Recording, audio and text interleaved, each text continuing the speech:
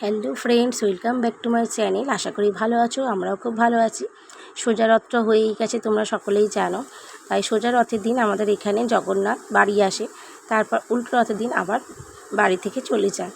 তাই জগন্নাথকে দেখতে আসা হয়নি, জগন্নাথ দাদাকে দেখতে আসার জন্য আজ বেরিয়ে পড়েছি, চলেই এসেছি। দেখতেই পাচ্ছ জগন্নাথ দাদাকে দর্শন করেছি। আর রায়সোনাকে বলছি জগন্নাথ দেবের রথটা একটু দড়িটা ধরে টানতে, কারণ দড়ির ছোঁয়াটা পেলেই মনে যেন একটা বিবল শান্তি আসে।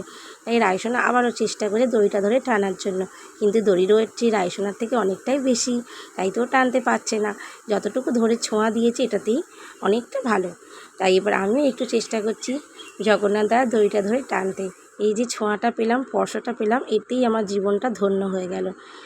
দেখতেই পাচ্ছ জগন্নাথ দেবের রথের সারথি, এই যে কত সুন্দর লাগছে দেখতে।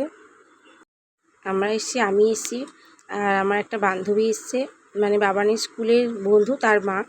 আর বাবান এসে এই যে দেখতেই পাচ্ছ, একে তো দেখেই চর্পি থাকে, ও ক্যামেরার সামনে আসতে চায় না, বলে ছবি ভালো আসে না। এই যে বাবান আর ওর এই যে বন্ধু বসে আছে, দেখতেই পাচ্ছ। এরপর আমরা এই যে রায়সোনা একটা খেলনা কিনেছি, আমরা ওয়েট করছি দাদাভাই কখন আসবে আমাদের বাড়ি নিয়ে যাবে। এই যে আমার হিরো চলে এসছে এখানে, এবার বাড়ি যাওয়ার পালা। চলো টাটা, ভালো থেকো। তোমাদের কেমন লাগলো ভিডিওটা কমেন্টে জানিও। টাটা।